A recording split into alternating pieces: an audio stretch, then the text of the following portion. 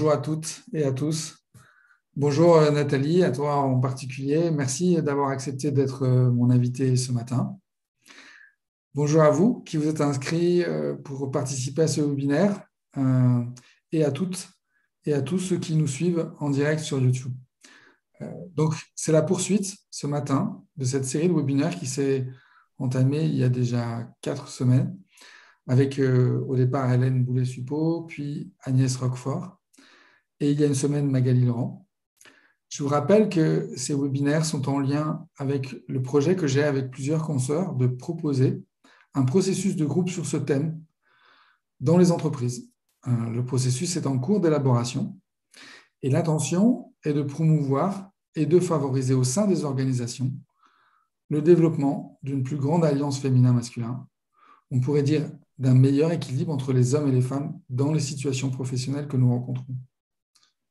Alors, en amont de cette implémentation dans les entreprises, et pour éprouver ce processus, nous sommes en train de créer un groupe d'expérimentation avec 14 personnes. Il y aura donc 7 femmes et 7 hommes. Et ce groupe va se réunir mensuellement, en présentiel essentiellement, pendant 6 à 7 mois. En ce moment, nous sommes en train de recueillir les candidatures à ce groupe en vue de le constituer définitivement entre mi-avril et fin avril.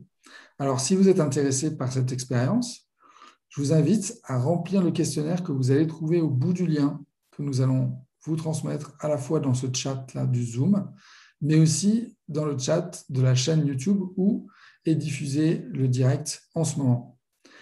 Voilà. Pour revenir à rendez-vous de ce matin, et avant de te donner la parole, Nathalie, juste quelques mots pour me présenter à ceux d'entre vous qui ne me connaissent pas. Je suis donc Fabrice Clément. Mon activité professionnelle depuis près de 30 ans est le coaching de dirigeants et le coaching d'organisation. J'exerce ce métier à partir de mon propre cabinet qui s'appelle 7 et Associés, que j'ai créé en 98 et qui a pour signature transformer les hommes, les organisations, le monde autour de soi. Au service de cette mission d'accoucher des transformations des hommes et des organisations et de contribuer ainsi à la transformation du monde autour de soi, je suis déjà depuis un bon petit moment, on va dire une bonne année aujourd'hui, très investi sur les réseaux sociaux et majoritairement sur Facebook, sur LinkedIn et sur YouTube. Et vous êtes bien entendu les bienvenus sur toute cette plateforme. Pour en revenir au webinaire de ce matin, je vous précise qu'il y aura, comme pour les précédents, 2 grandes parties. Une première essentiellement consacrée au témoignage de Nathalie, sur le thème, bien sûr, de l'alliance du féminin et du masculin. Et une deuxième qui sera l'occasion pour vous qui vous êtes inscrits et qui participez à ce webinaire en direct sur Zoom, de témoigner à votre tour, si vous le souhaitez, ou de poser une question. Voilà. Et ça pourra donner lieu, comme ça a été le cas les autres fois, à un certain échange entre nous. Voilà. Nathalie, encore une fois, merci d'être mon invitée de la journée, de cette matinée. Je me réjouis vraiment de t'accueillir. Et peut-être qu'avant de parler de ton parcours professionnel, nous raconter un peu cet itinéraire qui a été le tien sur le plan professionnel. Est-ce qu'il y a quelque chose que tu aimerais dire en introduction ou quoi que ce soit, juste en démarrage de ce séminaire? Eh bien, tout d'abord, bonjour à toutes et à tous. Je suis ravie d'être avec vous ce matin et un grand merci, Fabrice, pour cette initiative. Je trouve que c'est un excellent sujet. Je pense que ça s'y prête bien en ce moment. On entend beaucoup de choses dans les médias autour du féminin, du masculin, un peu tout. Je pense que poser le regard comme on va le faire ce matin et comme tu as commencé à le faire depuis quelques séances, et comme tu continueras à le faire après, c'est très bien. Donc, un grand merci à toi, à ton équipe, à Sandrine aussi, et bien pour ce que vous nous proposez. OK. Alors, vraiment, la première chose qu'on a envie de savoir, c'est quelle est ton histoire, quel est ton itinéraire. On se trouve là essentiellement quand même dans un cadre professionnel. Donc, comment s'est déroulée ta carrière? Peut-être peux-tu nous la raconter en quelques lignes, en mettant un peu en exergue cette dimension du fait d'être une femme. Comment ça s'est passé, le fait d'être une femme au fur et à mesure de ta carrière? D'accord. Eh bien, donc, pour commencer, j'ai 54 ans, bientôt 55. Donc, effectivement, j'ai quelques années de carrière derrière moi. J'ai commencé à bosser, j'avais 25 ans. Euh, je dirais que j'ai commencé ma carrière d'une manière un peu classique. J'ai fait des études de gestion, une école de commerce, une petite école de commerce de province. Et j'ai commencé ma carrière comme contrôleur de gestion dans le milieu bancaire. Et puis, il s'est passé un événement dans ma vie, comme beaucoup d'ailleurs, hein. On parle de décès ou de mariage, mais là, en l'occurrence, les décès, les mariages et les naissances, on sait que ce sont des choses importantes dans la vie d'un homme et d'une femme. Et à un moment donné, dans ma vie, il y a une fracture. Mon socle familial s'est un peu déstabilisé. Et donc, je me suis relancée en tant que personne, je me suis relancée dans toute une forme de défi et de challenge. Et donc, j'ai une deuxième partie de carrière où, à partir de ce moment-là, j'ai totalement changé. J'ai repris des études et je suis devenue directrice générale de l'Association des anciens de l'ESSEC, donc pendant 2 ans et demi. Et puis, j'ai surtout mené une carrière finalement chez Naval Group, qui s'appelait DCN il y a à peu près une vingtaine d'années, puis des CNS et maintenant Naval Group. Et donc, au sein de ce groupe, j'y ai mené deux grosses missions. Une mission qui est le contrôle de gestion de tous les programmes de construction ou de maintien en condition opérationnelle. Donc, en fait, c'est le garagiste, hein, pour être schématique. Et puis, une deuxième partie de carrière chez Naval Group où j'ai monté des activités. Voilà, j'ai monté un centre de recherche qui est à Nantes. Et puis, actuellement, je fais du développement économique, donc de l'innovation, entre toutes les organisations qui sont capables de répondre à une question liée à l'innovation. Ça peut être une école, ça peut être une PME, une start-up, ça peut être un grand groupe. Donc, mon métier aujourd'hui consiste à, à préparer l'innovation du naval, pas forcément de défense, du naval maritime, et donc de le faire, je dirais, en collectif et en groupe et en participatif. Et ça, c'est aussi une signature, on en parlera tout à l'heure, qui est arrivée peut-être liée aussi à ce que je suis devenue aujourd'hui. Voilà. Donc, en quelques secondes, un parcours qui a changé à peu près à 40 ans, peut-être comme beaucoup de gens d'ailleurs, hein. 40 ans, c'est un âge un peu critique. Et c'est vrai que moi, j'ai une deuxième partie de carrière qui était beaucoup plus marquée sur des fonctions de management et de direction. Alors, je vais quand même vous raconter une petite histoire parce que j'étais pas du tout vouée à rentrer dans le naval de défense. Donc, je suis restée chez Naval Group parce que ça fait maintenant finalement une petite vingtaine d'années que j'y suis. Pour une raison très, très précise, et on en parlera tout à l'heure, j'ai rencontré une Madeleine de Proust chez Naval Group. J'ai ma petite Madeleine de Proust. Et je pense que, je ne sais pas si on peut déjà commencer d'expression d'alliance féminin-masculin, mais il y a quelque chose qui peut être intéressant pendant les parcours professionnels, c'est pourquoi on est, je dirais presque attaché, happé par un poste, une fonction, ou pourquoi on va, quand on a la possibilité de le faire, créer ce poste, cette fonction ou cette entreprise quand on est dirigeant d'entreprise. Voilà qui je suis en quelques minutes. Je pourrais développer ma Madeleine de Proust un petit peu plus tard si tu veux, ou je peux vous la Maintenant, partager ouais, maintenant. ouais, maintenant, ouais, si, tu m'as raconté ça dans le petit temps de préparation qu'on a eu ensemble. Et je trouvais ça magnifique, hein, c'est une très belle histoire. Alors en fait, bon, donc Naval Group, aujourd'hui, pour vous donner un petit peu, parce que je ne sais pas si tout le monde connaît, donc l'entreprise, c'est une entreprise privée dont l'État est actionnaire à 60%, Thales est actionnaire pour le reste à peu près. Et donc, c'est une société qui fait environ 4 milliards d'euros de chiffre d'affaires par an, enfin, hors Covid, on va rester sur des années classiques, et qui fait à peu près 290 millions de résultats nets. Donc, ça fait 15 000 personnes, c'est énorme. Et cette société fabrique quoi? Elle fabrique toute la flotte militaire française, mais elle vend à l'export. On vend à une soixantaine de marines dans le monde. Donc, le futur porte-avions, c'est Naval Group qui va le réaliser avec les chantiers de l'Atlantique, hein, parce qu'on en parle beaucoup. Et donc, tous les sous-marins, frégates et bateaux français pour la Marine nationale sont sortis par cette société. Et nous vendons, comme je vous l'ai dit, un petit peu partout dans le monde. Alors, moi, je ne suis pas du tout issue d'une famille de militaires. Je suis plutôt issue d'une famille terrienne. Et donc, quand je suis rentrée, quand on m'a proposé de rentrer dans une filiale de Naval Group à l'époque, eh bien, je me suis dit, moi, j'arrivais du monde tertiaire, donc du monde de la banque. Je me suis dit, bon, j'avais à peine 40 ans, je me dis, c'est très, très bon passage. Je vais vivre l'expérience du monde industriel, c'est quand même pas mal sur un CV.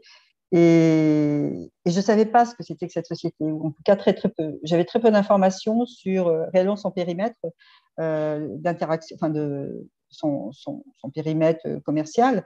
Et donc, je suis rentrée dans cette société et très vite, on m'a demandé, puisque j'étais contrôleur de gestion des projets, on m'a demandé d'aller voir les formes de bateaux, d'assister aux réunions techniques. C'est normal parce que j'étais contrôleur de gestion de projet.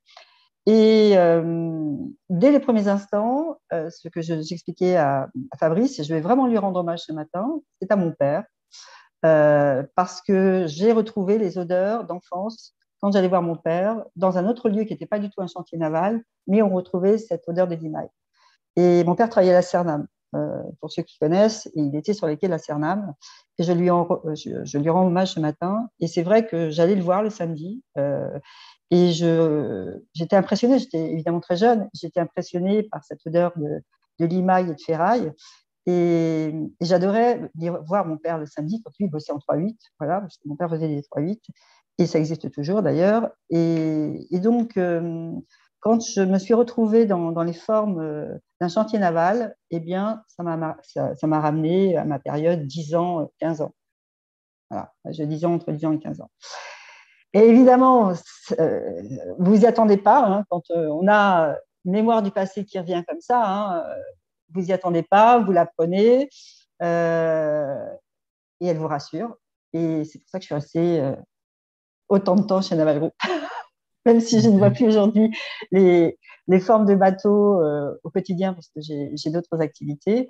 Mais voilà pourquoi je suis restée scotchée un peu dans cette entreprise. Et puis, bon, la deuxième raison, c'est que vous avez compris que comme mon père était plutôt un ouvrier et que la société dans laquelle j'étais était en train de faire une transformation de son statut, je me suis dit que j'aiderais aussi à traduire du mieux que je puisse faire une compta publique en une compta privée. Et voilà, il y avait ce côté aussi trait d'union avec mon passé. Donc, voilà, faire attention, je dirais, aux,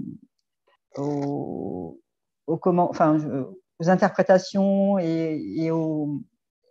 je dirais, à la connaissance des hommes et des femmes qui sont sur le terrain. À l'époque, il y avait beaucoup d'hommes, il y avait presque pas de femmes dans les ateliers, c'est un peu différent aujourd'hui. Mais j'avais pris l'engagement moral et personnel de mener cette conduite de changement de comptabilité avec cette âme, voilà, enfin pas de petite fille, mais en tout cas avec le même amour que j'avais quand j'allais voir mon père sur le quai de la Cernam. Okay. Voilà ma petite Madeleine de Proust. Okay. Et justement, c'est une des choses qui m'a vraiment donné envie de te proposer de venir et de témoigner sur ce sujet de l'alliance féminin-masculin, c'est le fait que ouais, tu aies fait une bonne partie de ta carrière dans une entreprise, au départ avec une histoire de militaire, donc autrefois dans l'armée, il n'y avait pas de femmes. Et donc du coup, la question que je te pose là maintenant, à laquelle j'aimerais que tu répondes, c'est comment tu as vu, toi, évoluer cette mixité au sein de Naval Group? Comment elle a évolué? Alors, bien sûr, quantitativement, comme tu viens de le dire, quoi, il y a de plus en plus de femmes dans les ateliers aujourd'hui. Mais au-delà de la présence de plus de femmes, comment l'influence féminine a évolué, si toutefois c'est le cas, j'espère en tout cas, a évolué au sein de Naval Group? Eh bien, oui, bien sûr, j'ai vu la transformation. Aujourd'hui, j'ai commencé par parler d'aujourd'hui, puis après on viendra sur le passé. Bah, aujourd'hui, les femmes sont partout chez Naval Group, partout. Dans les comités de direction, bon, là, on a un changement de PDG. Alors déjà, le PDG, tous les PDG arrivent chez Naval Group, enfin, le dernier, depuis le changement de statut, ils arrivent, ils ont à peu près 55 ans. Donc, évidemment, aujourd'hui, un homme de 55 ans, il n'a pas tout à fait les mêmes repères managériales qu'il y a 20 ans, un homme qui avait 55 ans. Voilà. Donc, les PDG, les deux derniers PDG, même les trois derniers PDG, hein, du groupe ont féminisé totalement les CNS et Naval Group. Donc aujourd'hui, je parlais du dernier parce qu'il est arrivé il y a à peu près un an, donc il a pris la gestion de la crise Covid, ce qui est quand même très compliqué pour une entreprise comme la nôtre, hein, donc il s'en sort bien, je tiens à le dire d'ailleurs au passage. Hein. On a réussi à faire en sorte que le télétravail soit généralisé quand c'est possible à 100%, et les gens le respectent chez Naval Group. Je fais juste une petite parenthèse là-dessus. Et il a fait en sorte, surtout sur l'année dernière, que eh bien, tout le monde puisse continuer à toucher son salaire à 100%, ce qui est quand même très, très bien. Parce que évidemment, il y a chez Naval Group de l'ouvrier d'État, il y a beaucoup d'ouvriers d'État, enfin, beaucoup d'ouvriers, plus forcément d'État d'ailleurs, mais beaucoup d'ouvriers.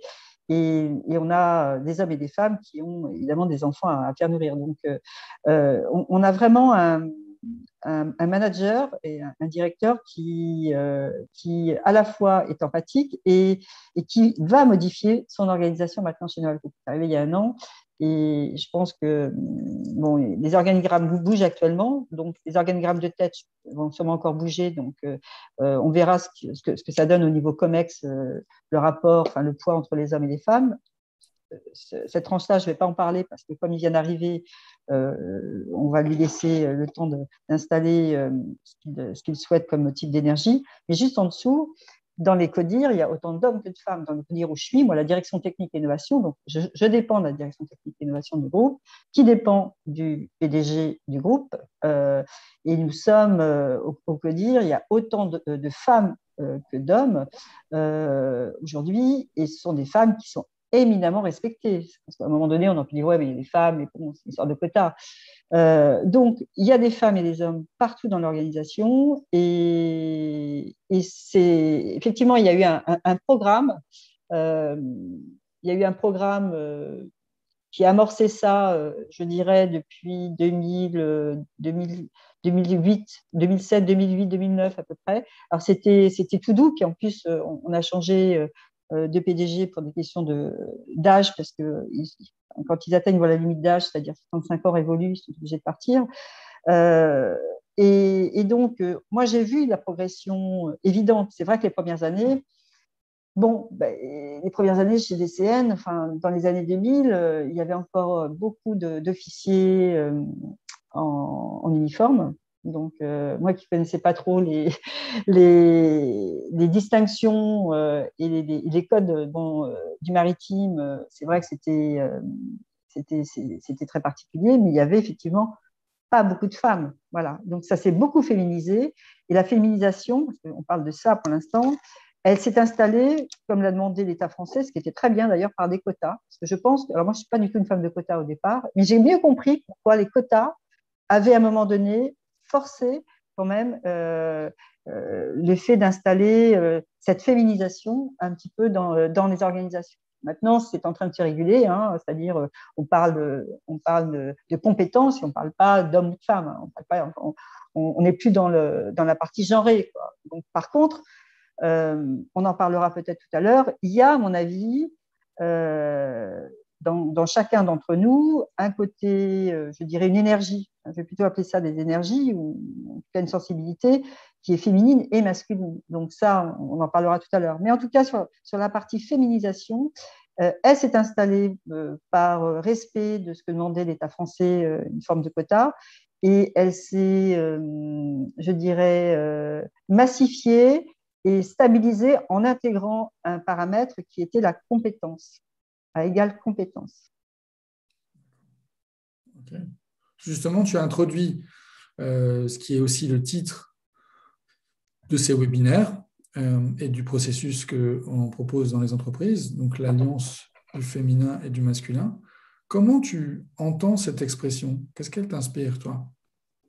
Alors, écoute, c'est vrai que quand on lit un titre bon, de webinaire comme celui que tu proposes, qu'est-ce que l'alliance féminin-masculin ou comment vit-on une alliance féminin-masculin? Je pense, enfin, ça peut interpeller dans les premières lectures, parce qu'on peut se dire, bon, c'est quoi? C'est cheveux longs, robe, c'est cheveux courts, pantalon, enfin, voilà, c'est bon, est-ce que c'est physique ou est-ce que c'est autre chose? Et évidemment, la subtilité est là, c'est autre chose. Pour moi, c'est pas physique, c'est, je dirais, plutôt, alors, dans le grand public, on appellerait plutôt peut-être ça le comportement. Moi, j'appellerais plutôt ça finalement l'énergie, quoi. Enfin, ce qui nous pétrit de l'intérieur, ce qui nous a aussi peut-être. Alors, on va retirer de cette définition ce qui nous a construit. Tout à l'heure, je racontais ma Madeleine de Proust. Ma Madeleine de Proust, elle n'a rien de féminin, de masculin. C'est quelque chose que j'ai vécu. Alors après, j'ai vécu peut-être avec une certaine sensibilité, mais je veux dire, c'est un fait. Voilà. Moi, derrière le féminin sacré, je me pose la question, et je nous pose la question, parce qu'on est en groupe, donc on en parlera tout à l'heure, mais je me dis que le féminin sacré, quand je lis, je regarde les choses, bah, je me demande s'il n'est pas lié, si le féminin sacré n'est pas lié au courage, à une forme de compensation, de compassion, pardon, à une forme de créativité. Donc, je nous pose la question collectivement. Et je dirais plutôt que le masculin sacré, c'est plutôt l'action, la volonté, euh, je dirais peut-être aussi le leadership. Je mettrais comme ça des, des comportements ou des attentions ou des choses que l'on peut voir au quotidien, mais je ne suis pas sûre du tout de cette définition et elle ne enfin, voilà, elle ne m'appartient. Enfin, ce sont mes propres mots ou je dirais mon propre dessin.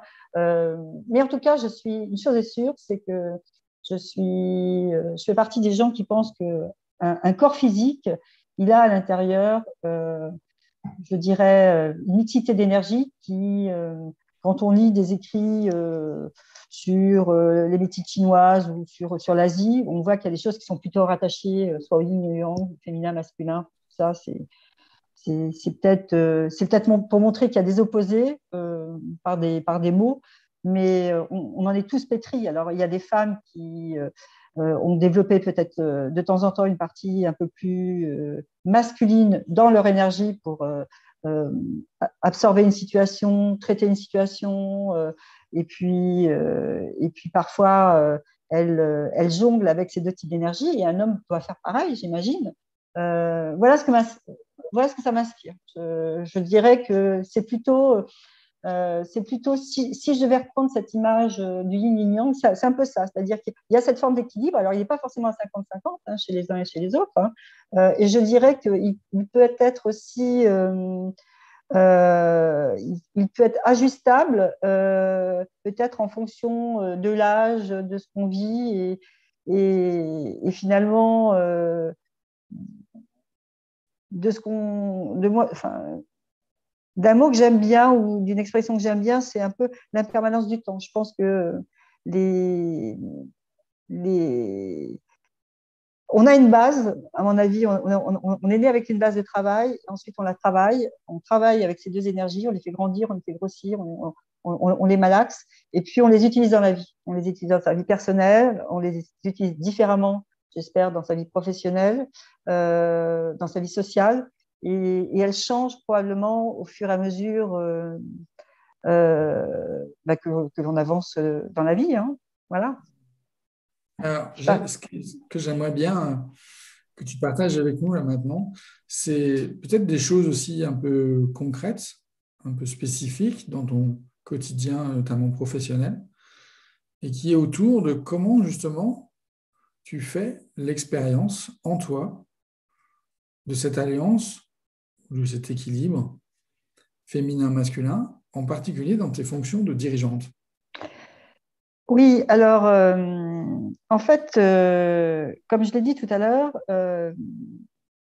moi, je ne suis pas ingénieure, mais je suis autre chose. Et je pense, alors je ne sais pas si c'est une forme d'intelligence collective ou en tout cas ou si c'est lié à ces énergies, mais moi j'aime bien plutôt être dans la complémentarité, c'est-à-dire que les personnes, enfin, je vais rester chez Naval Group, pas parler de mes interactions avec l'extérieur, mais si je reste autour de mes collègues, dans mon cercle professionnel, je les connais, je sais comment ils fonctionnent et je sais que je vais apporter quelque chose de complémentaire à leur mode de fonctionnement. Mhm. Voilà. Donc, parce que c'est lié à la formation aussi scolaire, au mode de pensée, enfin, un ingénieur ne fonctionne pas comme, je dirais, une créative. Alors, ça tombe très bien parce que je suis aussi, enfin, évidemment, c'est cette partie euh, de moi qui ressort aussi dans mon CV, qui est cette créativité, indépendamment de ce leadership. Donc, comment moi je manie ça au quotidien? Alors d'abord, ça va peut-être mieux commencer par ça. Euh, au bureau, la personne qui est en face de moi est là pour co-construire avec moi un point donné, donc un projet, résoudre un problème. Donc c'est une team. Donc il y a pas la notion de genre à ce moment-là. Enfin, jamais d'ailleurs. J'aurais dû commencer par ça. J'ai beaucoup aimé le premier webinaire auquel j'ai assisté où j'entendais, moi, au bureau, je me suis jamais posé la question d'être une femme. Et j'ai jamais regardé la personne qui était en face de moi si c'était un homme ou une femme. Jamais. Donc, une fois ce postulat posé, ce qui va m'intéresser, c'est d'aller générer, je dirais, du participatif et du collectif, ce qu'on appelle l'intelligence collective. C'est-à-dire qu'à ce moment-là, quelqu'un qui va être très cartésien, comme je suis un peu couteau suisse quand même, euh, eh bien, je vais le repousser dans ses retranchements pour vérifier avec lui et ensemble que on a bien identifié tout le propos et tout le sujet. Donc moi, je vais plutôt être dans la complémentarité, je vais plutôt être dans l'écoute, je vais plutôt être... là, c'est sûrement des énergies un peu plus maternelles qui arrivent, hein, je vais être peut-être un peu plus euh, être dans la compassion, dans la créativité, dans entourer, je dirais, le sujet qui nous est posé sur la table avec bienveillance. Et si à l'inverse, j'ai en face de moi une énergie qui peut être issue d'un homme d'ailleurs, qui est un peu plus féminine au moment où on parle d'un projet ou d'un point qu'il a envie de me faire partager, comme moi, je suis à peu près équilibrée sur les énergies masculines et féminines, eh bien, je vais utiliser ma part plutôt masculine, c'est-à-dire je vais prendre le leadership. Alors, une des choses que j'ai trouvées aussi très intéressante, c'est que tu m'as expliqué, tu en as parlé tout à l'heure, que pendant ce parcours que tu as fait à Naval Group, tu as eu la possibilité d'être mise à disposition, je ne sais pas si c'est la bonne formule, pour diriger les SEC, en particulier les anciens, etc. Et dans mon imaginaire, le contexte, notamment le contexte culturel d'une école de commerce comme l'ESSEC, et le contexte, et notamment culturel, d'une entreprise comme la DCNS, aujourd'hui Naval Group, ça me semble quelque chose de très différent. Donc je me dis, mais comment tu as justement, euh, concrètement, vécu ces deux énergies, tu parles d'énergie, Ouais, féminine et masculine, ouais. dans un contexte comme celui de l'ESSEC et dans un contexte comme celui de Naval. Probablement, il y a des choses de très contrastées dans cette expérience que tu as vécue. Alors, la mission était d'abord très contrastée parce que manager une association, je crois que c'est la chose la plus compliquée dans la vie, hein, parce que l'association, il y a des bénévoles ou des adhérents sont des clients, donc c'est sûr qu'il y a un mode de fonctionnement différent. Bon, et puis vous connaissez l'ESSEC, donc c'est 40 000, 45 000 diplômés hein, entre tous les cursus, donc avec un rayonnement énorme. Donc, effectivement, j'avais une vie où c'était plutôt du networking et de la résolution de problèmes individuels matin, midi, soir. On est dans l'humain, mais je dirais avec faire rayonner une marque, essentiellement, qui était la marque de l'ESSEC. Et effectivement, avec peut-être, je dirais, des modes de fonctionnement un peu différents d'une boîte industrielle et militaire.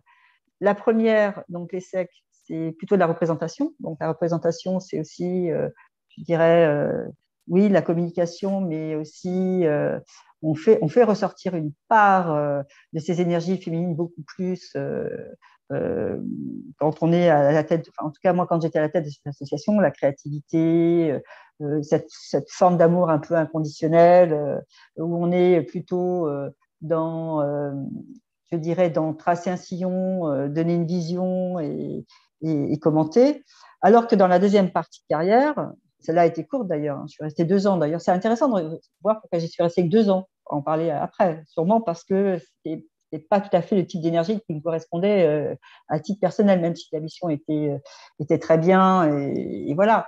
Mais alors que la deuxième, c'était de la construction.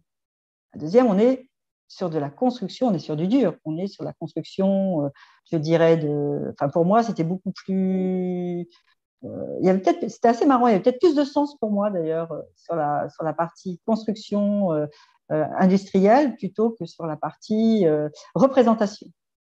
Voilà, donc c'est peut-être alors, c'était il y a quand même assez longtemps, et c'est vrai que mon travail je dirais sur cette prise de conscience de ce qui nous pétrit, il est relativement récent, il date environ 6-7 ans à peu près. Donc, c'est intervenu après l'ESSEC. Mais je pense qu'en fait, c'est pas tout à fait par hasard, et on ne dit pas les situations par hasard. Donc, j'ai vécu une situation où c'était plutôt de la représentation, je dirais de la politique, de la diplomatie, et de trouver du job et des jobs à ceux qui ont des difficultés, évidemment, mais c'est vrai que c'était une autre classe sociale que celle que je vois au quotidien. En tout cas, quand je reviens sur les ouvriers dont je parlais tout à l'heure, c'est pas chez Naval Group, il y a une part d'ingénieurs et de cadres, bien sûr, mais je suis beaucoup plus consciente que la chaîne de valeur, elle commence déjà dans l'atelier, enfin, même dans le bureau d'études, mais aussi par l'atelier. Et c'est vrai que je me sens plus à l'aise ici où je suis parce que je suis beaucoup plus consciente du continuum de la vie, en fait. Parce que quand il y a une chaîne humaine comme ça, puis bon, Naval Group, c'est 40 000 emplois indirects quand même. Enfin, je parle juste, donc 15 000 personnes, 40 000 sur les premiers fournisseurs et sous-traitants, et je ne parle pas jusqu'au développement économique, hein, quand on va chercher son sandwich à la boulangerie. Donc moi qui suis c'est assez incroyable parce que j'aime quand même la notion de quête et de sens quand même. Et pour moi, là, le fait d'être dans cette situation, je vois le sens que produit l'effort du travail, je dirais, à chaque étape, et ce que ça peut générer sur une économie maritime, puisque Naval Group est quand même tête de filière du maritime. Et pour moi, je suis beaucoup plus alignée avec ce sens-là. Voilà. Donc, mais c'est vrai que c'est plus masculin. Donc peut-être que au fur et à mesure du temps, ça je te l'avais dit Fabrice d'ailleurs sur un de nos premiers échanges, je me suis sûrement laissée installer dans cette énergie un peu plus leadership, un peu plus je prends le manche et puis on construit des grands projets et on les fait et on va transformer une partie de l'économie maritime. Voilà. Donc cette énergie, je l'ai vraiment développée et je pense qu'elle m'a bien correspondu. Enfin, en tout cas, j'étais très très en phase et enfin, évidemment j'ai produit et j'ai eu ce que j'ai produit. Mais c'est vrai qu'aujourd'hui, je suis plutôt, suis plutôt dans une étape de ma vie où je suis, bon, j'aime toujours ce que je fais, hein, évidemment. Je vois le fruit de mes résultats, donc ça c'est très bien. Mais je suis plutôt maintenant dans un rééquilibrage en fait. Okay. Voilà. Et le rééquilibrage passe par la transmission. D'accord. J'ai encore une ou deux questions à te poser, mais j'aimerais peut-être commencer à introduire un échange avec les participants du webinaire. Donc, je vous propose, ceux qui le souhaitent, de réagir, peut-être aux propos de Nathalie jusqu'à présent, ou de poser une question, ou même, si vous le souhaitez, de commencer à témoigner vous-même sur votre expérience autour de ce thème de l'alliance féminin et masculin. Voilà. Si vous voulez bien, de préférence, connecter vos vidéos, qu'on voit vos visages, ça serait aussi beaucoup mieux. Voilà. Donc, si l'une ou l'un d'entre vous souhaite déjà intervenir, réagir, poser une question, témoigner, voilà, c'est bienvenu maintenant.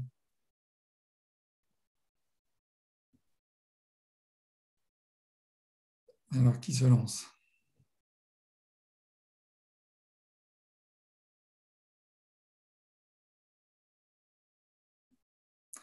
Il y a beaucoup d'hommes aujourd'hui, hein. Les hommes sont quasiment en majorité. On a Alors, commencé le premier moi, webinaire, il n'y avait aucun homme, il n'y avait que des femmes. Et là, maintenant, les hommes sont en force, c'est vraiment magnifique. moi, je voudrais bien. Je me suis lancée sur le sujet énergie masculine et féminine. Euh, est-ce que vous voulez compléter totalement, je dirais, proposer autre chose? Parce que moi, ça m'intéresse. Évidemment, physiquement, je ne suis pas un homme. Donc, est-ce que est-ce que c'est jouable que vous puissiez un petit peu me- m'éclairer sur votre définition du féminin sacré ou du masculin sacré, plutôt du masculin sacré? Alors, peut-être la définition, c'est une possibilité. Moi, je vous inviterais plutôt à dire comment vous faites l'expérience de ça. Hein, qu'est-ce qui, en vous, fait féminin pour vous et qu'est-ce qui, en vous, fait masculin? Moi, je veux bien prendre la parole. Maurice. Oui. Alors, à la demande de Nathalie sur. D'abord, je la remercie de tout ce qu'elle nous a livré, c'est sympa. Alors, à la demande du masculin, du féminin sacré, là, je sèche un peu, mais ce que je peux vous dire, pour être bref, dans un premier temps, c'est que moi, j'ai été élevé dans un univers de femmes. Et c'est sûrement très influent dans ma vie, à la fois personnelle et professionnelle. Et je terminerai mon intervention courte sur le fait que dans ma vie professionnelle, je suis bien mieux avec les femmes qu'avec les hommes, dans ma relation, dans la gestion de la relation. Alors pourquoi ça, je n'ai pas encore creusé, mais c'est une réalité. Et même dans le social, je vais indépendamment complètement indépendamment de l'aspect de la séduction. En général, les hommes parlent beaucoup de travail, mais ils ont une approche du travail qui est moi, j'ai la plus grosse, je gagne plus d'argent, je suis le meilleur, tandis que les femmes sont beaucoup plus proches de la vie et c'est plus intéressant et plus nourrissant. Voilà.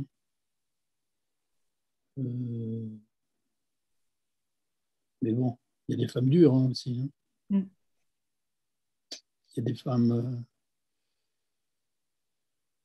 qui sont des tueuses aussi. Hein, donc, j'en ai subi les conséquences une fois d'ailleurs, dans le boulot. Voilà le premier commentaire que je peux faire. Et j'ai un lien très fort avec la vie. J'ai fait mon service militaire sur un bateau de guerre. Et puis, bon, mon père était polytechnicien militaire, donc je connais bien le milieu de la défense. J'ai une fille qui a travaillé à l'Union européenne, dans le monde de la défense. Enfin bref, je suis très lié à l'aspect militaire. Et quand j'ai fait mon service, moi, je l'ai fait en tant que matelot. Je n'étais pas officier.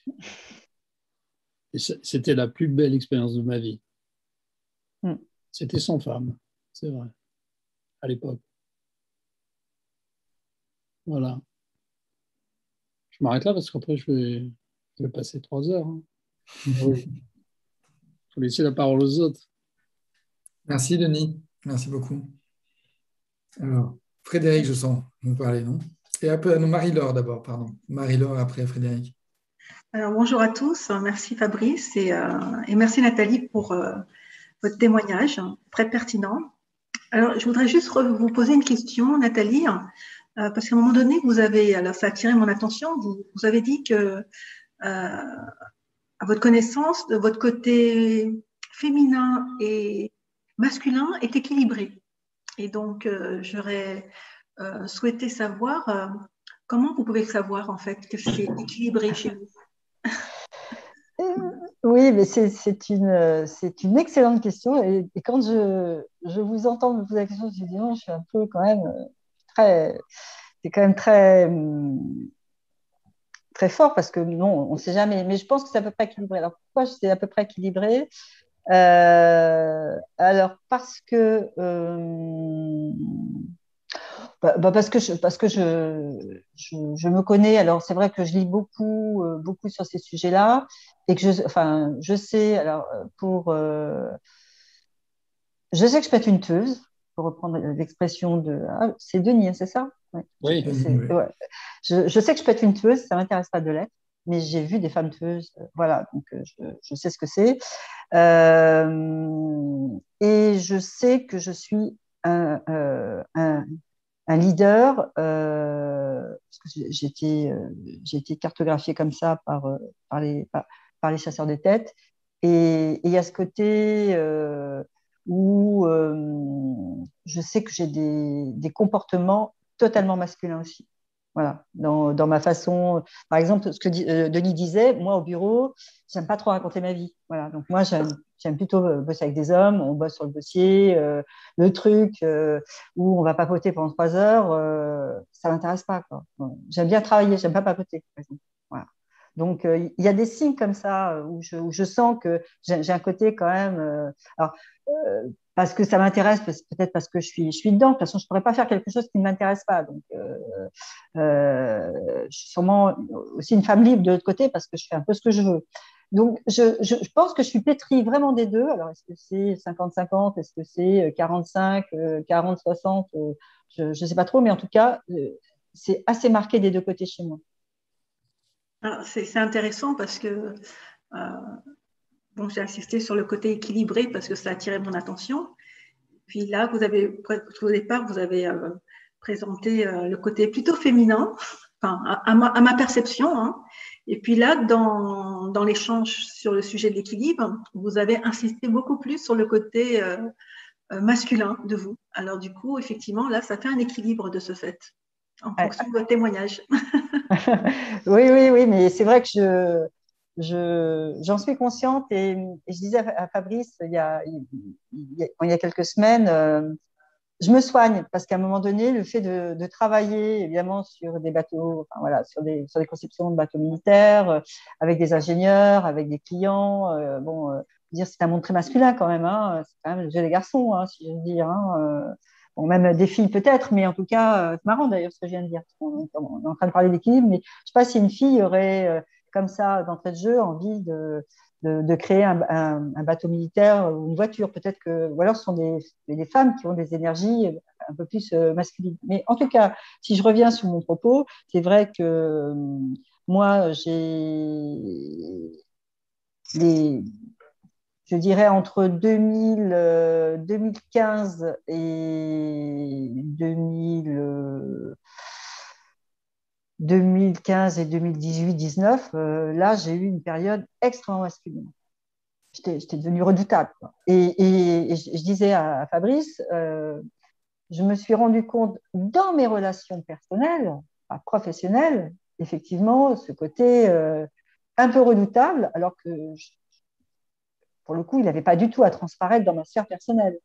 Donc, c'est comme ça que je m'en suis aperçue. Et c'est vrai que pour pouvoir retrouver un équilibre ensuite, j'ai lu. Voilà.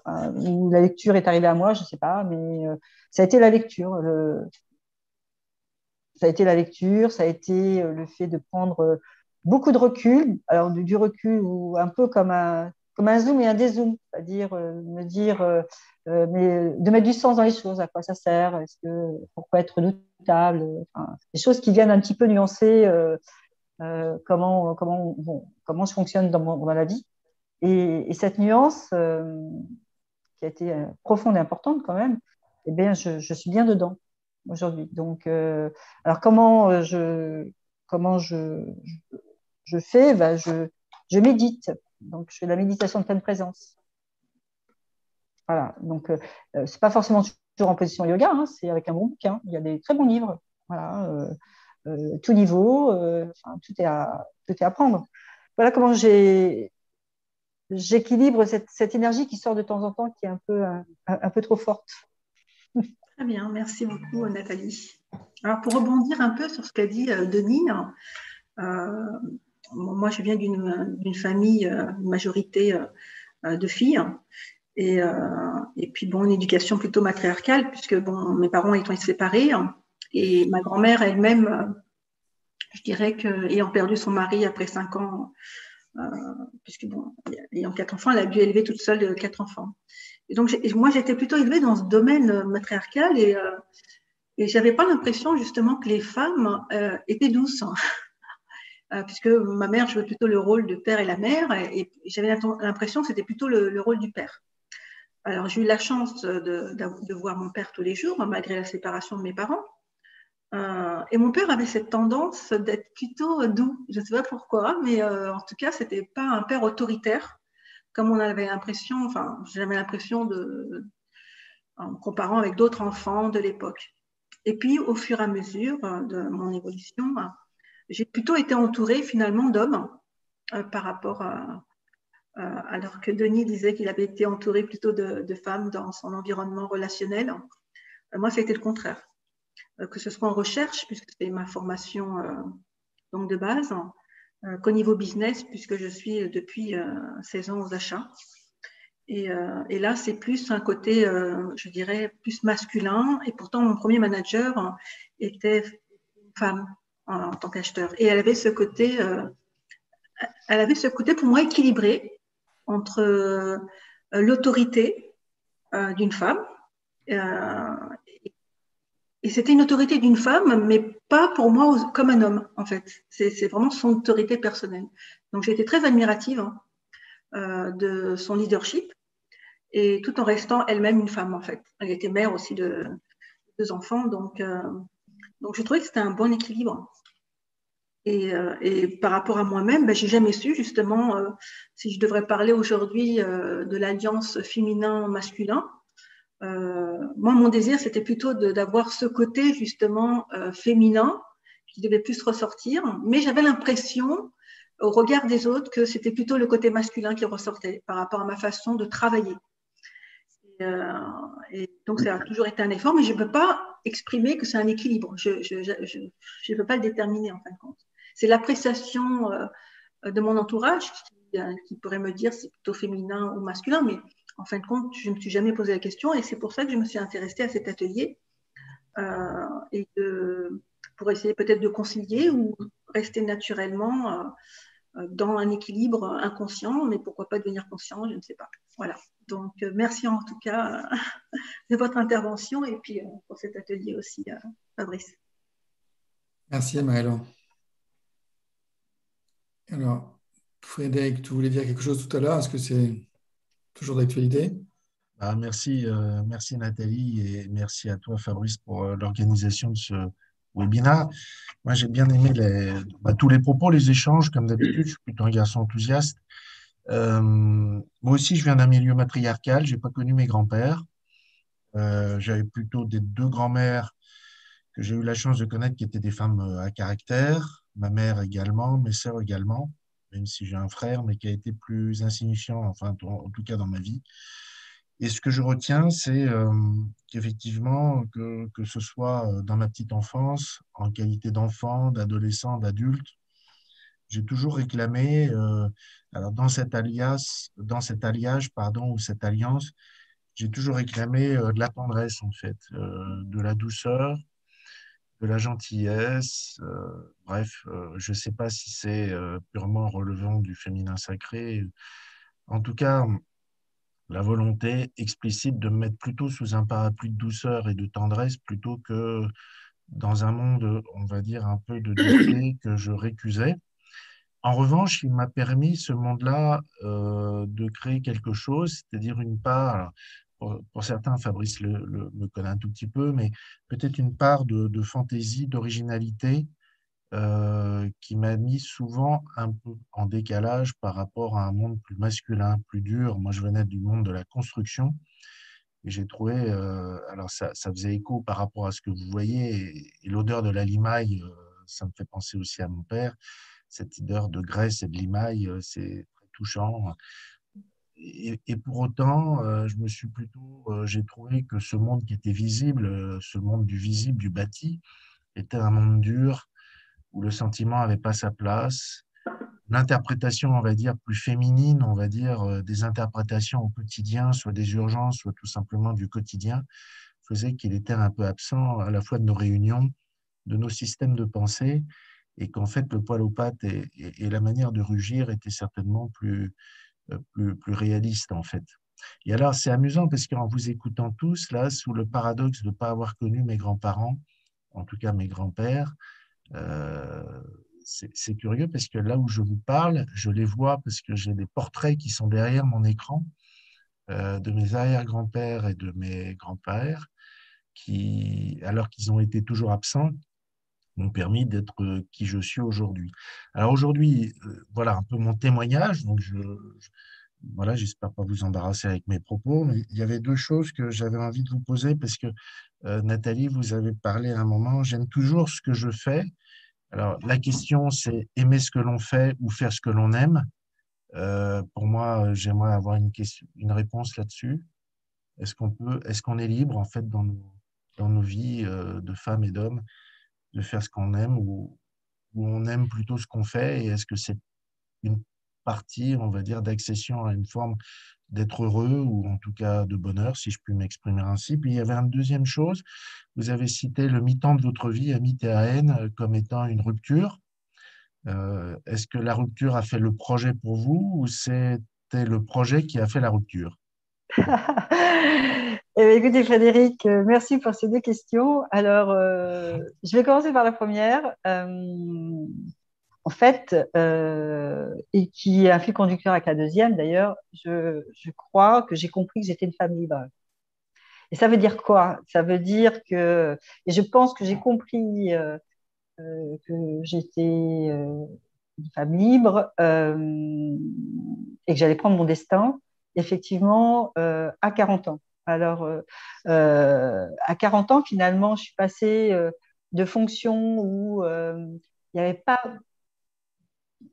Enfin, avant 40 ans, je dirais, j'avais un poste, une fonction, une mission, et bon, ben voilà, je faisais ce que j'avais à faire avec beaucoup de professionnalisme, mais sans, je dirais, d'une manière mécanique. Après 40 ans, au moment de cette rupture où voilà parce que cette rupture elle veut dire quoi, si je vais quand même arrêter de venir là-dessus parce que on va reparler de la liberté derrière. Cette rupture, c'est quoi? Ben, c'est quand on voit quelqu'un partir, quelqu'un qu'on aime partir, qui fait partie de votre socle. Moi, j'ai accompagné mon père et c'est le deuxième témoignage que je donnerai ce matin pour lui, et même si ça fait bien longtemps et que tout est, je dirais, tout est pas tout à fait derrière moi parce que on est toujours sensible quand on parle de ses parents, de ses grands-parents. Mais j'ai fait le travail de deuil. Mais ce que je veux dire, c'est qu'au moment où j'ai accompagné mon père, je ne sais pas si c'est lui qui m'a parlé, si c'est moi qui ai vu des choses dans ses yeux, parce qu'il ne pouvait plus parler, donc c'était par le regard. Ça a été de me dire, mais si moi j'avais été à sa place, est-ce que je partirais heureuse? Et en posant la question, j'avais déjà la réponse. Sinon, je ne me serais pas posé la question. Et donc, ça veut dire que derrière, bon, il est parti d'ailleurs 2 heures après, hein, on est vraiment dans l'intime, il est parti 2 heures après, je lui ai demandé de partir, il est parti 2 heures après, Et à ce moment-là, je me suis dit, je vais me recaler. Et donc, je vais me recaler. En fait, ça a été, je vais faire un reset. C'est vraiment, c'était mon vocabulaire de l'époque. Et, et en fait, derrière, c'était surtout, ça voulait dire surtout, je vais faire ce qui me plaît, mais c'est pas une notion de plaisir éphémère. Je vais faire ce qui est important que je fasse. C'était les mots de l'époque, ce ne serait pas ceux que je prendrais maintenant. Donc, effectivement, ma deuxième partie de carrière, j'ai signé ma liberté. Voilà, j'ai signé ma liberté sur tous les plans d'ailleurs. C'est peut-être ce côté masculin aussi. Je ne sais pas, est-ce que le masculin, c'est une liberté, voilà, de dire à un moment donné, stop, moi je suis indépendante, si ça ne me plaît pas, bon, je ne poursuis pas. J'ai été pétrie de ça alors que j'ai 2 enfants. J'ai une fille qui n'est pas très loin, qui a 17 ans. Donc, mais bon, je ne fais pas n'importe quoi. Mais je veux dire, je me suis empreinte de ce que veut dire liberté. Et ça veut dire quoi au niveau professionnel? Ça veut dire que si j'avais détaillé toute ma partie de carrière chez Naval Group, d'ailleurs, chez Naval Group, et mon employeur, que je remercie d'ailleurs au passage, m'a toujours fait confiance. C'est-à-dire qu'il savait qu'il avait en face de lui une femme créative qui a une force assez incroyable, qui aime la boîte. Donc, je sais qu'il y a une dernière question que Fabrice va me poser, parce qu'il y avait une femme comme moi chez Naval Group qui vend des bateaux militaires. Est-ce que je suis alignée avec cette position? On en parlera peut-être juste pour conclure. Mais en tout cas, un grand groupe, c'est aussi bienveillant. Moi, j'ai rencontré des gens bienveillants dans un monde d'hommes, hein, on l'a dit tout à l'heure. Cette boîte m'a fait grandir. Elle a été là à des moments compliqués de ma vie. Hein. On parle voilà, de deuil, entre autres. Et surtout, faut pas croire, mais dans un grand groupe, quand on est salarié, quand on a envie de pousser les murs de son périmètre sur certaines fonctions, évidemment, si on est contrôleur de gestion, c'est sûr qu'on ne va pas être stratège, hein, mais quand on donne, on reçoit. Et, et donc, moi, j'ai eu des postes libres chez Naval Group où j'ai pu redéfinir les fonctions ou accroître le périmètre ou proposer des choses qui ont été retenues ensuite. Voilà. Donc, je ne me suis jamais ennuyée dans cette boîte. Euh, et, et donc, je suis effectivement, je revendique cette forme de liberté. Ça ne veut pas dire ne pas avoir. Alors, tu me mets des contraintes, hein, bien sûr. Hein, j'ai, comme tout le monde, des obligations, des résultats, mais dans un périmètre qui me nourrit. Merci. Ok, merci Frédéric aussi pour ton témoignage et tes questions. Parce que une des choses que je relève aussi dans ce que tu viens de dire, Nathalie, c'est que ce moment d'inflexion dont tu as parlé, on pourrait dire qu'il y a une alliance du féminin et du masculin si on considère que ce qui est d'ordre de l'intériorité serait plutôt féminin, ce qui est de l'ordre de l'extérieur, l'action sur l'extérieur serait plutôt masculin. Ça renvoie au corps et aux organes génitaux d'une femme et d'un homme.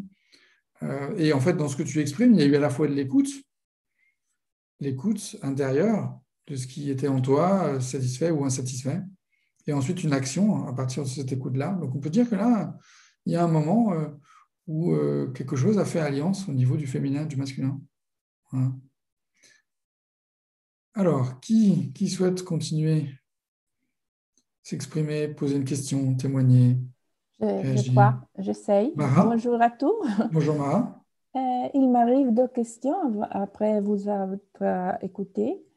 La première, c'est si cette énergie féminine et masculine peut être conditionnée par les situations de vie. Et j'ai pensé, par exemple, quand il y a une séparation pour une femme, quand il y a une séparation pour un homme, si ce qu'il arrive après va changer cette énergie intérieure. Et alors, je veux partager sa pensée. Si par exemple une femme doit travailler de plus en plus, et alors doit choisir et trouver sa énergie masculine pour réussir à aller dans la vie.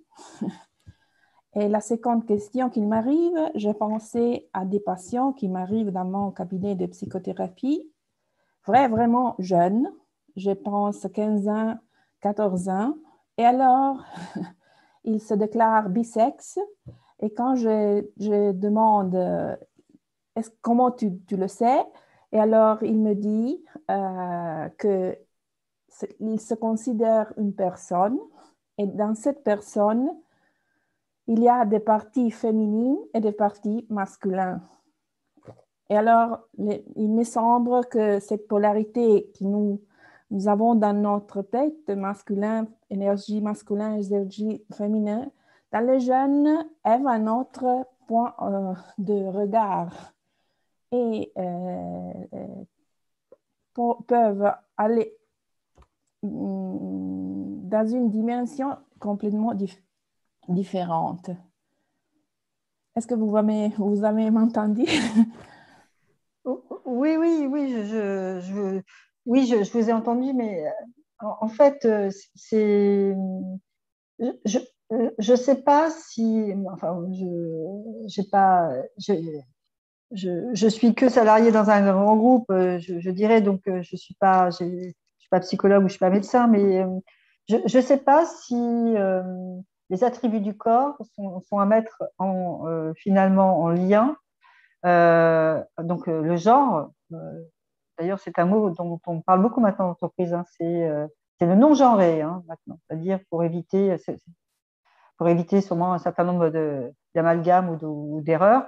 Mais je ne sais pas si la question du genre a un lien, donc du genre physique, a un lien avec, je dirais, notre constitution cérébrale, ou en tout cas énergétique. C'est pas cérébrale d'ailleurs, c'est énergétique. Donc, pour moi, c'est totalement dissocié. C'est-à-dire que peut avoir, c'est ce que, enfin, je veux dire, je ne sais pas si Fabrice, tu veux compléter, mais moi, je pense que, enfin, je sais pas, je suis sûre que l'enveloppe n'a rien à voir avec la constitution de nos énergies. C'est beaucoup plus. Enfin, je ne sais pas. Je vois Gabrielle qui hoche la tête. Allez-y, Gabrielle. Aidez-moi parce que je ne connais pas tout. Hein. Bonjour, c'est ma grande question de la semaine. Donc, en fait, le hochement de tête ne va pas apporter des réponses. Mais j'ai une amie qui est vraiment spécialisée, qui a fait toutes ses études là-dedans, son doctorat, elle en a fait son métier, et qui prône qu'il n'y a pas de différence neurologique entre les hommes et les femmes.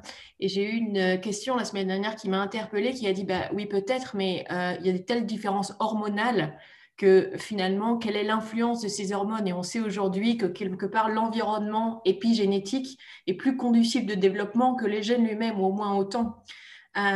Donc, j'en déduis qu'en fait, il y a des différences biologiques, puisque, et je regardais notamment cette question la semaine dernière, dans les Jeux Olympiques, quelqu'un qui se déclare, qui était homme et qui se déclare femme, peut-il être concurrent comme femme? Et en fait, le seul critère qui est maintenant défini n'est plus celui des organes génitaux, c'est celui du taux de testostérone. Parce qu'il est drastiquement différent entre les hommes et les femmes, et on en déduit que c'est ça qui fait la différence finalement. Donc, quel est l'impact de ça sur nos comportements? Je suppose en fait qu'il y en a un. Mais donc je suis en cours de recherche avec un biologiste cellulaire qui dit attends, je vais y réfléchir, et semble-t-il, il y a en fait peu de réponses, mais pas forcément d'égalité.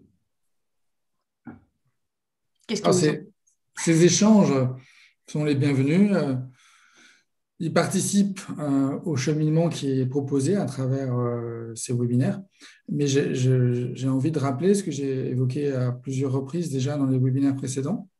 C'est que ma proposition, mon intention, relève moins d'un chemin de compréhension que d'un chemin de conscience. J'entends par là que l'idée est moins d'arriver justement à un accord sur ce qui ferait féminin et ce qui ferait masculin, mais plutôt à une exploration dans la conscience de ce qui, pour chacun de nous, fait féminin et masculin, et comment ce féminin et ce masculin en nous fonctionnent, interagissent l'un avec l'autre. Voilà. C'est moins, et bien sûr, ça a à voir avec mon propre tropisme, mon propre orientation personnelle depuis toujours, qui est effectivement d'augmenter le niveau de conscience des personnes que j'accompagne et de créer des conditions ainsi pour eux de décider, de faire des choix avec plus de conscience. Voilà, c'est ça qui m'intéresse, moi, plus que quelque chose d'un peu sociologique qui nous permettrait de dire, mais finalement, voilà, féminin, c'est ça. Après, déjà, beaucoup de choses ont été écrites là-dessus. Magali Laurent, qui est venue la semaine dernière, et qui est une pratiquante de yoga, un professeur de yoga, a évoqué le yin et le yang. Donc, on pourrait faire les parallèles avec le yin et le yang. Je discute pas mal avec de personnes qui sont psychanalystes jungiennes. Et ces personnes-là, pour elles, c'est l'animus anima qui fait référence aussi autour de ces choses-là. Donc, bien sûr, tout ça existe. Tout ça existe. De l'échanger peut participer, d'augmenter notre conscience. Mais ma préférence, c'est plutôt dans quelle expérience on fait de ça en nous, au quotidien. Et, si possible, même dans l'instant. Voilà. Et c'est ça qui est proposé, le processus qui est en cours d'élaboration, dont j'ai parlé au tout début de cette séance-là de nouveau. L'objectif, c'est ça, c'est de créer un certain nombre de mises en situation dont les échanges font partie, bien sûr, mais des choses aussi très concrètes qui vont être expérimentées par les personnes et qui vont les amener à prendre plus conscience de qu'est-ce qui fait féminin en eux, qu'est-ce qui fait masculin en eux. Et ça sera peut-être différent de ce qui fait féminin et masculin chez le voisin ou chez la voisine. Mais ce qui est important, c'est d'augmenter ce niveau de conscience. Voilà, c'est ça en tout cas ce que je propose. Et j'ai une question par rapport à cette intention, Fabrice, et une question à Nathalie. C'est Damien Richard, je suis enseignant-chercheur et je m'intéresse à l'égalité femmes-hommes et ces questions de masculin-féminin à titre personnel m'intéressent. Peut-être parce que j'ai été élevé par une maman et un coach qui m'accompagnait disait, toi, ta maman, c'est le maman. Et donc voilà, ça m'a marqué. J'ai dit oui, c'était assez fin de sa part de dire ça. C'est la question, on s'est aperçu que dans les comités exécutifs ou les CODIR, quand il y avait une femme ou deux femmes, elles avaient tendance à avoir un style de leadership masculin. Par contre, quand il y avait parité, c'est-à-dire quand il y avait 50% de femmes, 50% d'hommes, alors là, c'était très intéressant parce que les femmes avaient un leadership beaucoup plus large autour de l'intelligence collective, autour du care, et les hommes aussi. C'est-à-dire que des femmes qui sont notoirement minoritaires en tant que femmes dans des positions de pouvoir avaient tendance à singer, ou pas singer, à imiter une posture masculine, alors que s'il y a parité au niveau du comité exécutif, eh bien, les rôles, et j'aimerais savoir, parce que Nathalie le CODIR pour l'instant de Naval, il n'y a que deux femmes, au COMEX, il n'y a que deux femmes qui sont DRH et secrétaire général, et puis le reste, c'est des hommes. Voilà, j'aimerais savoir un peu comment ça se passe. Et dans son CODIR, est-ce qu'il y a une plus grande parité ou pas? Parce qu'on sait que l'État n'est pas tout le temps exemplaire, même si le législateur veut normalement que les comités exécutifs y aient parité. Moi, je trouve que c'est une bonne chose. Et beaucoup d'entreprises privées arrivent à cette parité. Voilà. Et donc, D'accord. Donc, Damien, tu l'as dit, donc, chez Naval Group, au niveau du COMEX, j'en parlais pas trop parce que comme il y a un changement de PDG, je ne sais pas quel est s'il change son casting et s'il y aura plus de femmes que d'hommes. Donc, je n'en parlerai pas à ce niveau-là. Mais en dessous, je peux en parler. Et je vais parler de mon cas personnel. Dans le comité de direction où je suis, il y a autant d'hommes que de femmes. Les femmes qui ont une puissance de leadership l'expriment, peu importe les femmes tiennent leur position. Moi, les femmes qui sont autour de moi, et moi la première, j'ai pas de souci. Je peux discuter. Quand je suis pétrie de conviction, j'exerce mon leadership. Il y a qu'une chose qui me limite, c'est, je dirais, à un moment donné, le respect de la fonction hiérarchique qui est bien au-dessus de moi. C'est-à-dire que mon boss fait partie de ma team. Mon N+1, le PDG, par exemple, de Naval Group, je vais moins exercer mon leadership parce que c'est un respect d'une fonction de président, directeur général. Voilà. Ça ne veut pas dire que je ne dirai pas ce que je pense, mais je pense que je ne vais pas utiliser la même intonation de voix. Et peut-être qu'à ce moment-là, je mettrai peut-être un peu plus de part féminine. Je ne vais pas utiliser le même son de voix. Voilà, je serai moins. Je serai peut-être plus convaincante, mais pas de la même manière. Alors que globalement, moi, j'ai un management. Alors, il est participatif, je l'ai dit tout à l'heure.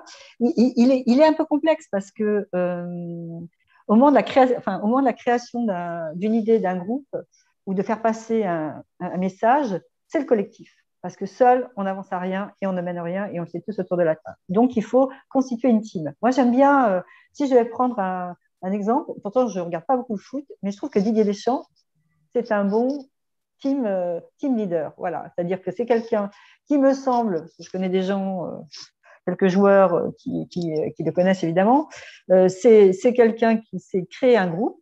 Il faut créer une team, il faut créer un groupe. Donc ça, c'est côté peut-être plus maman, je ne sais pas, matriarcal.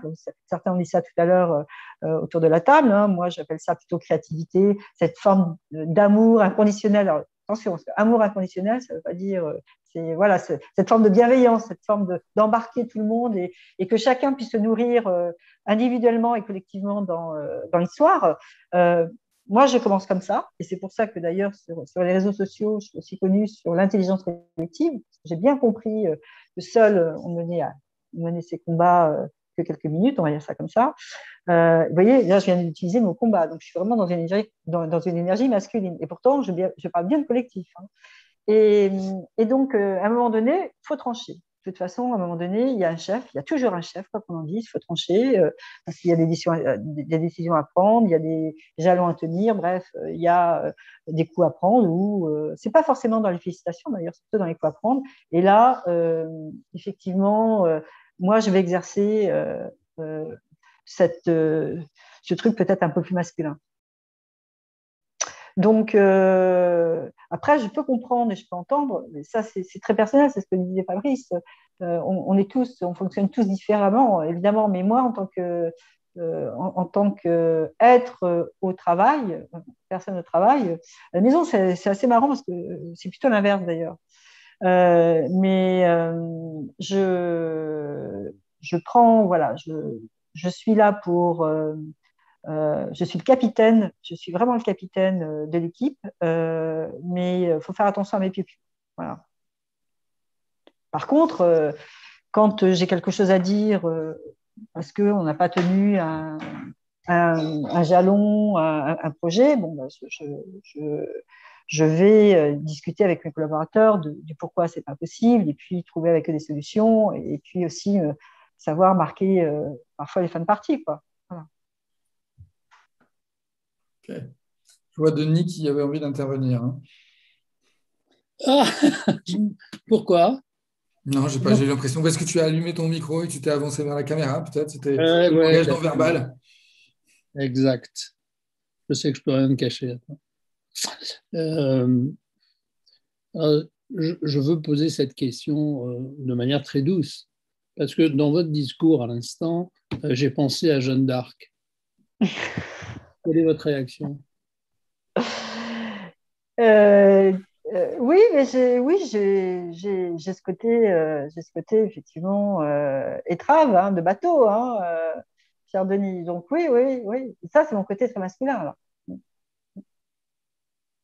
Ouais. Alors, c'est un côté masculin, mais vous avez parlé tout à l'heure de vos parents, de vos grands-parents, donc est-ce que dedans, il y a pas aussi, ce qui n'a rien à voir avec l'utilisation de ces énergies, mais sa mémoire, un petit peu d'enfance, est-ce que c'est vrai que chez moi, donc moi, on était deux, hein, on est deux, j'ai un frère qui est plus jeune que moi, donc je suis la première, on a 3 ans d'écart. Je pense que c'était assez, j'ai eu une éducation très heureuse, mais c'est vrai que j'ai toujours été celle qui démarre les sujets à la maison. Voilà. à chaque fois, mes parents savaient que j'étais déjà une petite fille de confiance. Donc, la petite fille de confiance, c'est peut-être celle qui prend aussi, pour reprendre votre image de Jeanne d'Arc, qui est là et qui va poser les premières briques, les premières pierres, et qui va peut-être poser une question qui est peut-être perturbante parfois. Ouais. Moi, je dirais, pour réagir à votre réponse, non, c'est formidable, hein, d'être fille de confiance, bien au contraire. Oui, mais enfin bon, j'avoue, Denis, que je ne le fais plus tous les jours. Hein. Je suis comme ça, mais je dirais, j'ai aussi, et je veux vraiment, c'est un peu la signature quand même de ce webinaire, c'est qu'il n'y a pas, là on parle beaucoup de travail et c'est très important, mais il y a une autre vie, enfin, il y a même d'autres vies à côté. Voilà. Donc là, on est en train de zoomer sur moi et ma partie professionnelle. C'est un peu comme le yin et le yang, hein. On peut pas fonctionner comme ça. Enfin, je ne fonctionne pas comme ça dans mes autres pans de la vie sociale ou affective. Et c'est pour ça que je voulais aussi un peu témoigner, parce qu'à un moment donné, quand une des trois vies, on va dire sociale, affective, familiale et professionnelle, quand il y en a une des trois qui prend le dessus, c'est pas bien non plus. Donc, il faut aussi équilibrer entre toutes ces vies aussi. Parce que, surtout en télétravail, c'était récent depuis une année, mais quand on aime ce qu'on fait, quand on est une passionnée ou un passionné, eh bien, à un moment donné, il faut aussi savoir débrancher pour pouvoir aussi continuer à alimenter le reste de sa vie, hein, et puis être alimenté par le reste de sa vie aussi. Hein. Bon, je ne peux pas m'empêcher de revenir, excuse-moi Fabrice, mais je vais essayer d'être bref. Moi, je suis à l'origine, je suis un guerrier, parce que voilà, je descends d'une famille de guerriers, et ça, c'est l'ADN. J'ai du mal à échapper à ça. Et d'ailleurs, tout petit, j'étais passionné de sport et de tennis. Voilà. Et je me suis battu comme un chien toute ma vie là-dedans. Ce qui fait que je n'étais pas brillant, donc ça ne plaisait pas à mon père, polytechnicien. Et il ne m'a pas laissé faire de carrière dans le tennis. Voilà. Et aujourd'hui, je suis toujours passionné par le sport, certes, mais bon, à mon âge, j'ai un peu abandonné ça. Mais par ce métier de coach que je mène, voilà, avec je laisse pas beaucoup de place à autre chose, c'est pas bien. En tout cas, mais vous avez raison de le signifier, vous me le rappelez. Vous me rappelez à l'ordre, là, c'est bien. Voilà. Ok, Denis, merci. Merci de ce petit aparté, cette confidence. Maïla. Et vous, Denis, comment percevez-vous Jeanne d'Arc? Parce que c'est très pertinent le symbole que vous avez amené. Je ne sais pas. Comme ça vous est venu à l'idée, donc du coup, c'est très pertinent. Oui, mais je ne suis pas un homme d'histoire, je ne connais pas bien le contexte. Non, mais juste le premier mot qui vous viendrait, est-ce que c'est un équilibre? Puisque c'est une question que vous avez posée. Non, c'est un peu… plutôt masculin que féminin en tant que guerrière pour… on la connaît plutôt pour ses exploits, mais moi, je vous pose cette question. Moi, mon idée, c'est que je la vois parfaitement équilibrée, justement. Ce côté douceur avec son côté spirituel avec Dieu, et puis le côté leadership où elle a dû affronter, évidemment, en face d'elle, toutes ses autorités. Mais moi, je ne la connais pas du tout et je n'ai jamais lu son histoire, j'ai juste un reflet, mais je vois bien en elle cet équilibre et cette alliance justement masculin-féminin. Alors ça, en termes de symbole, c'est vraiment plein dans le mille, je dirais. Bon, ce n'est pas la réponse que j'aurais faite, mais elle est très belle, celle que vous avez faite. Alors, j'aimerais intervenir, c'est bientôt la fin de ce webinaire. J'hésite entre formuler les choses comme une question et le faire comme une affirmation.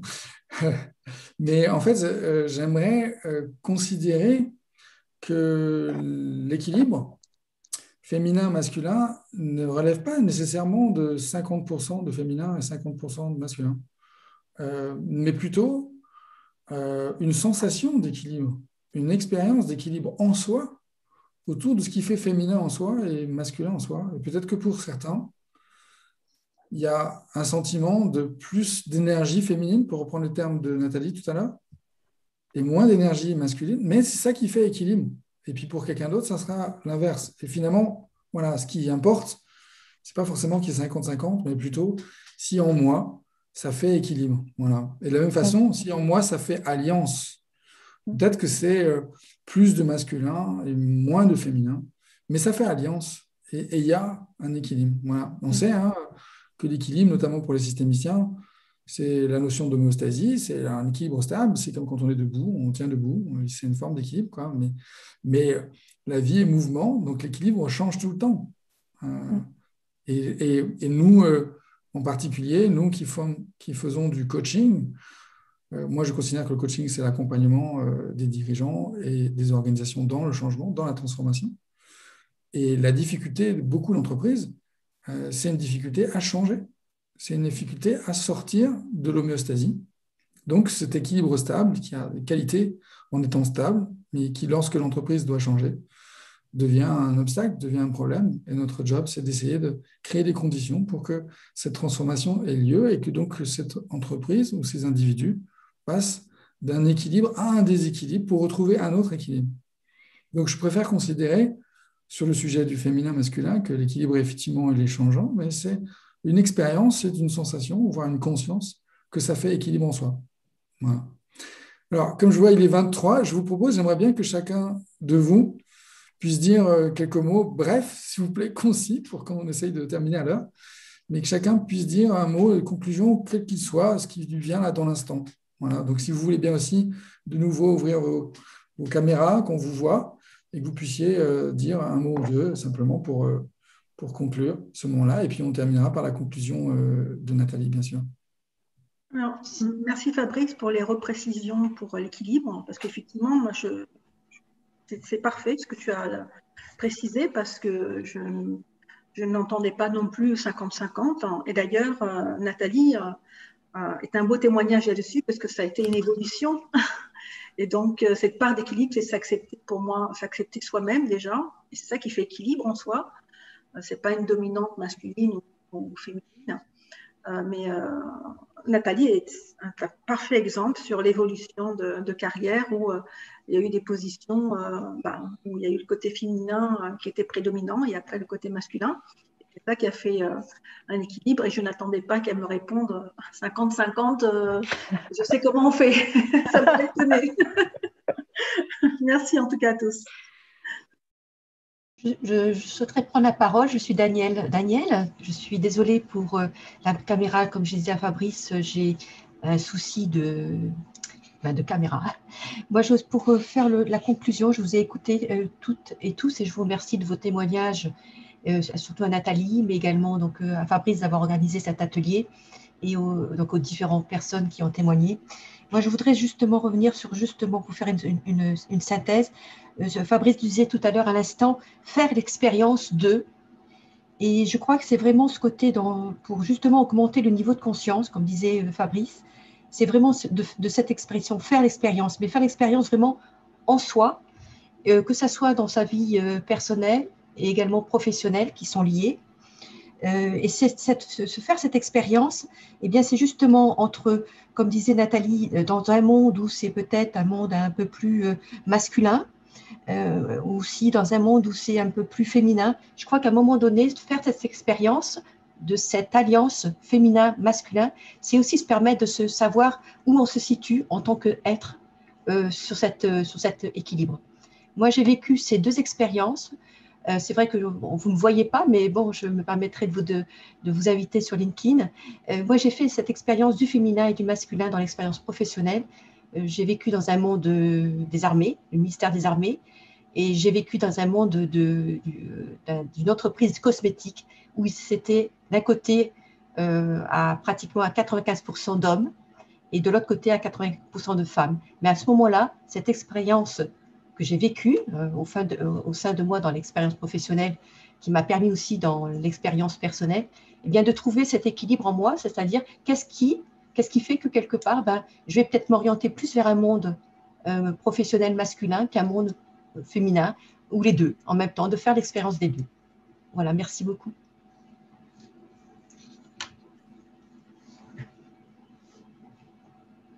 Enfin, vrai, je veux juste me permettre de prendre la parole. Je voulais bravo, merci à tous. Tu vois, 4e webinaire, on a plus d'hommes que de femmes, c'est ce que je disais. Je vous ai écouté pendant tout le. Je me présente, moi, je suis Sandrine, donc j'accompagne Fabrice sur sa stratégie digitale, mais j'accompagne aussi l'entrepreneuriat au féminin dans les entreprises et aussi dans les collectivités. Et merci pour tous ces échanges, pour cette table ronde. Très intéressant. Et je repartage aussi le discours de Daniel. Il n'y a rien de mieux que du partage d'expérience et du retour d'expérience pour avancer sur cette alliance féminin-masculin dans le monde de l'entreprise et dans la vie. Je vous souhaite une bonne fin de webinaire. Je vous quitte et à bientôt pour tous. À bientôt, Fabrice. Merci. Merci. Merci à toi, Sandrine. Au revoir. Au revoir. Sandrine est à la fois la responsable de tous les aspects technologiques, comme l'évoquait Denis au tout début de ce webinaire, mais aussi un peu, elle a contribué aussi à m'inspirer l'idée de faire des webinaires et d'en faire une série comme ça. Donc, vraiment, elle est très précieuse dans ces projets qui sont les miens en ce moment. Merci à toi.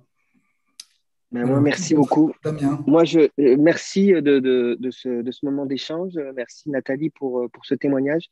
Je trouve ça très inspirant et à suivre. Moi, je reste avec cette idée que les femmes veulent leur liberté, que le féminin peut être libre, le masculin aussi, et comment on danse ensemble.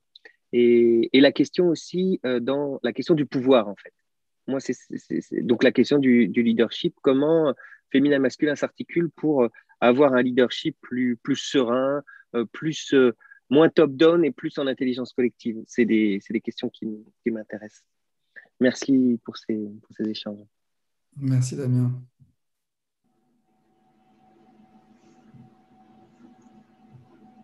Alors, qui prend la suite ?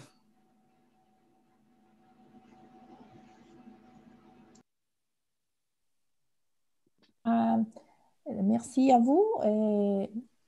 J'ai bien aimé cette idée de l'équilibre en mouvement et que ce équilibre n'est pas 50-50 parce que ça, c'est un stéréotype. Et alors, il faut chercher chacun le sien et on peut le trouver dans l'expérience, pas seulement dans l'idée que nous avons. Car si on base dans l'idée, on peut être dans la trappe de le stéréotype, je pense. Merci. Merci, Mara. Alors moi, je te remercierai beaucoup, Fabrice, parce que je ne m'attendais pas à une telle expérience ce matin. Ça fait un certain temps que... Enfin, Fabrice, je le connais depuis longtemps, mais ça fait un certain temps que je n'ai pas participé à quelque chose de très sérieux avec toi. Merci à Nathalie, bien évidemment, pour ce témoignage fabuleux et qui est très enrichissant pour moi. C'est un premier pas que je fais en fait sur ce thème-là, de l'alliance entre le masculin et le féminin. Moi, donc, je suis un néophyte, je suis un bébé. La seule chose que je retiens, c'est que ce que je pense, ce que je dis toujours de moi, qui est assez paradoxal, c'est-à-dire que je suis un guerrier, mais fragile, dans le sens où je fais tout avec le cœur. Et tous mes combats vont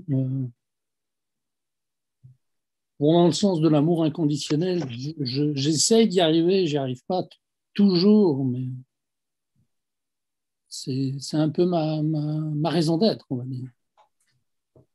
Excusez un peu le timbre fragile avec lequel je dis tout ça, mais c'est vrai que dans ce monde absurde, dans ce monde complexe, dans ce monde de folie où on peut être tué au carrefour à 200 mètres de chez soi sans aucune raison, que font les gouvernants? Ok, Denis, merci pour ton authenticité, ce petit message politique de fin. Alors, qui d'autre veut prendre la suite?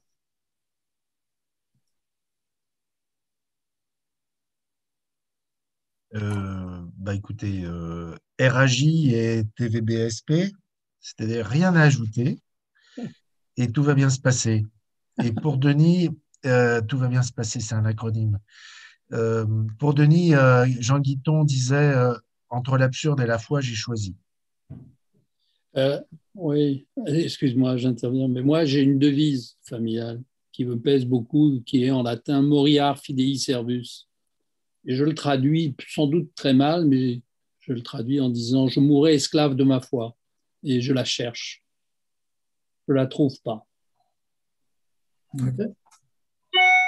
Merci. Alors, Loïc, Olivier, qu'on n'a pas entendu ni vu, est-ce que vous voulez bien dire quelques mots? Je ne sais pas si vous m'entendez là, Fabrice. Tu On m'entends? t'entend très bien. Oui, Et vous me voyez? Oui, on te voit aussi. Bonjour, long time no see, Fabrice. Oui.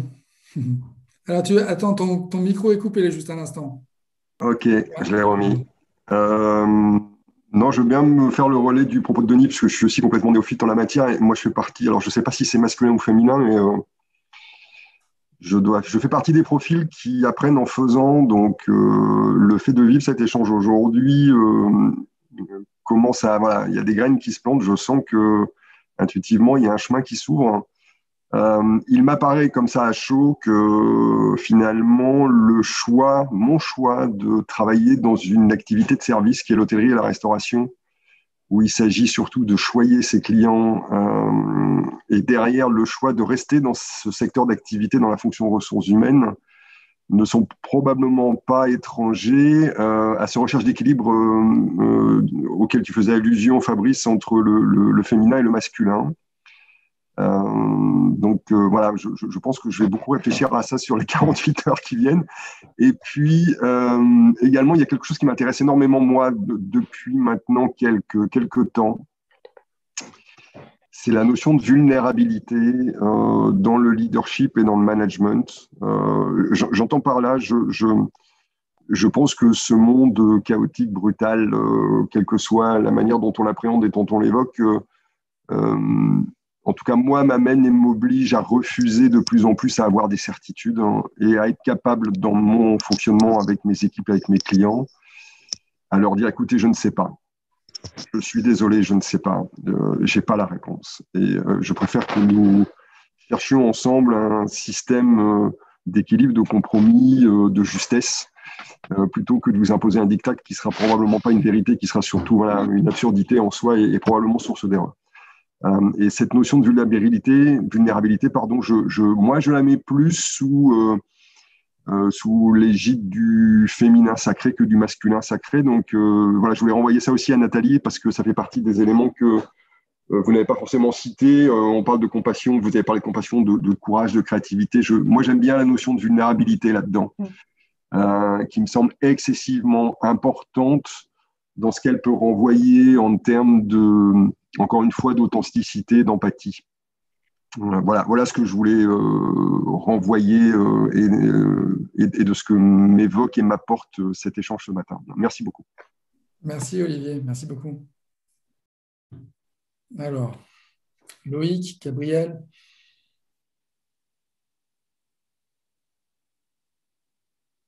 Gabriel.